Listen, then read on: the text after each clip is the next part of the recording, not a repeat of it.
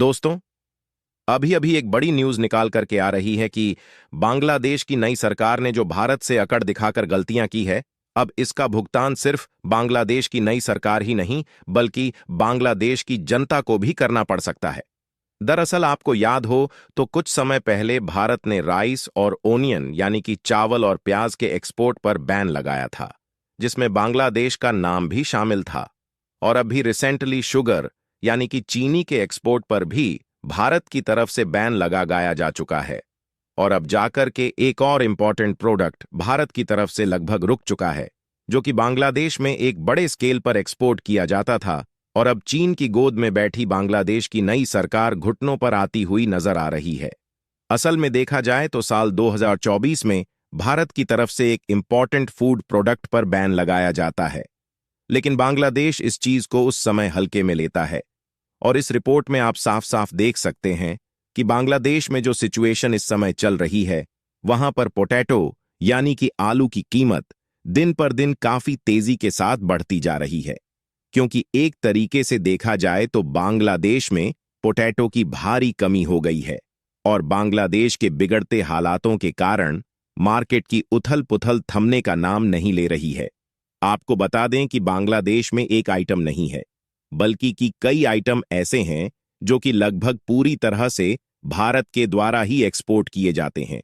वहीं बांग्लादेश में बढ़ रही यह महंगाई उनकी अर्थव्यवस्था की लुंगी में इतना बड़ा छेद करेगी जिसे भरने में बांग्लादेश को कई साल लग सकते हैं। पूरी डेवलपमेंट क्या है इस वीडियो में समझते हैं, लेकिन आगे बढ़ने से पहले बांग्लादेश घुटनों पर आता हुआ नजर आ रहा है। उसके लिए वीडियो को एक लाइक करके चैनल को सब्सक्राइब जरूर कर लीजिए, क्योंकि यह आपके लिए 1 सेकंड का काम है, लेकिन इससे हमारी काफी बड़ी मदद होती है। दरअसल बांग्लादेश की नई सरकार ने पिछले कुछ दिनों में जिस तरीके से भारत को अपने तेवर दिखाए हैं, इससे यह बात साफ होती हुई नजर आ रही है कि उनकी नई सरकार पूरी तरह से चीन के सपोर्ट में खड़ी हुई है, क्योंकि इसके पहले शेख हसीना की सरकार पूरी तरह से भारत के सपोर्ट में थी। इसलिए यह लोग उनका विरोध कर रहे थे। और उनके सत्ता से जाने के बाद जिस तरीके से बांग्लादेश के हालात चल रहे हैं, इससे एक तरफ पाकिस्तान मजा ले रहा है, वहीं दूसरी तरफ उनकी नई सरकार का झुकाव चीन की तरफ देखने को मिल रहा है। और यह भी हो सकता है कि चीन, जो बार बार अपने नेवल बेस को बांग्लादेश में बनाने की कोशिश कर रहा है, उसमें भी चीन को कामयाबी मिल जाए, क्योंकि जब शेख हसीना सत्ता में थी तो उन्होंने चीन को इन मामलों में कई बार फटकार लगाई थी। और उन्होंने चीन को सीधा कड़ा जवाब देते हुए बता दिया था कि वह जो भी इस तरीके की पार्टनरशिप करेगी वह भारत के साथ करेंगी, और उसमें चीन थोड़ा सा भी पैर नहीं मार पा रहा था। लेकिन जब शेख हसीना सत्ता से हट गई है और नई सरकार का झुकाव चीन की तरफ देखने को मिल रहा है, तो इससे यह बात साफ होती हुई देखी जा रही है कि हो सकता है कि आने वाले समय में चीन और बांग्लादेश मिलकर नेवल एक्टिविटीज भी करें। इसका अंदाजा द इकोनॉमिक टाइम्स की इस कटिंग को देखकर लगा सकते हैं, जो कि हाल ही में निकल कर आ रही है।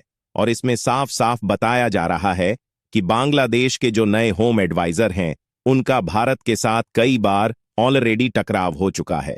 और इतना ही नहीं, बल्कि भारत एक तरफ जहां बांग्लादेश में अत्याचारों और उथल पुथल के हालातों को शांत करने की कोशिश कर रहा है, वहीं इसी बीच बांग्लादेश की बीएनपी विरोधी पार्टी, जो इस समय नई सरकार के रूप में सिलेक्ट की गई है, उनकी तरफ से फिर से एक बार मुद्दा गर्म किया जा चुका है।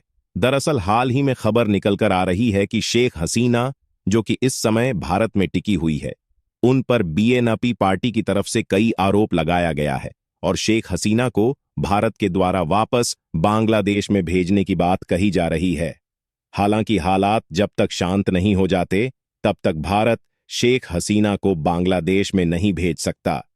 फिलहाल इन बातों से यह जाहिर हो रहा है कि बांग्लादेश की नई अंतरिम सरकार जानबूझकर भारत से रिलेशन को खराब करने पर तुली हुई है और चीन की ओर झुकती हुई देखी जा रही है। लेकिन जब बात आती है फूड सिक्योरिटी की, तो बांग्लादेश सबसे ज्यादा भारत के ऊपर डिपेंडेंट है। यहां तक कि कुछ हद तक इंपोर्ट और एक्सपोर्ट सेक्टर बांग्लादेश का भारत द्वारा मैनेज किया जाता है। और फूड को लेकर देखा जाए तो भारत बांग्लादेश का एक बहुत ही बड़ा ट्रेडिंग पार्टनर है। जिसमें बांग्लादेश को दाल, गेहूं, चावल, शुगर, ओनियन और पोटैटो के साथ साथ मसाले, फल और सब्जियां एक्सपोर्ट की जाती है। लेकिन आपको जानकर हैरानी होगी कि एक समय था जब बांग्लादेश पोटैटो का काफी अच्छा प्रोड्यूसर देश माना जाता था और वह दूसरे देशों में एक्सपोर्ट भी करता था। लेकिन पिछले कुछ सालों से बांग्लादेश की उथल-पुथल उनकी अर्थव्यवस्था को काफी ज्यादा नुकसान पहुंचाया है, जिससे बांग्लादेश में पोटैटो का प्रोडक्शन दिन पर दिन घटता जा रहा है। लेकिन वहीं दूसरी तरफ भारत में पोटैटो का प्रोडक्शन तेजी के साथ इंक्रीज हो रहा है और आज के समय में भारत पोटैटो का दूसरा सबसे बड़ा प्रोड्यूसर कंट्री बन चुका है, जिसके कारण भारत में प्रोड्यूस होने वाले पोटैटो दुनिया भर के विभिन्न देशों में एक्सपोर्ट किए जाते हैं, जिसमें खासकर भारत के द्वारा नेपाल, बांग्लादेश, भूटान, श्रीलंका जैसे अन्य पड़ोसी देश में भारत के द्वारा कम से कम प्राइस में पोटैटो का एक्सपोर्ट किया जाता है। पड़ोसी देश होने के नाते भारत से ट्रांसपोर्टेशन लागत काफी ज्यादा कम लगती है, इसलिए इन देशों को पोटैटो काफी ज्यादा सस्ता मिल जाता है। और इतना ही नहीं, बल्कि भारत में इतनी ज्यादा क्वांटिटी के साथ पोटैटो का प्रोडक्शन होता है कि सऊदी अरब, इंडोनेशिया जैसे देशों के साथ साथ जापान और अमेरिका जैसे विकसित देश भी भारत से ही पोटैटो को खरीदते हैं और भारत दुनिया की कुल पोटैटो का 10% हिस्सा अकेले एक्सपोर्ट करता है, जहां भारत से आलू खरीदने वाले में मिडिल ईस्ट और अफ्रीका के लगभग सभी देश शामिल है। और भारत ने ज्यादातर देशों के साथ फ्री ट्रेड एग्रीमेंट साइन कर लिया है, जिससे भारत को इन देशों में अपने फूड प्रोडक्ट एक्सपोर्ट करने के लिए ज्यादा कास्ट नहीं देना पड़ता। वैसे भी भारत का जो टोटल एक्सपोर्ट होता है उसमें का एक बहुत छोटा हिस्सा ही बांग्लादेश में एक्सपोर्ट होता है, लेकिन इससे बांग्लादेश की काफी ज्यादा मदद हो जाती है।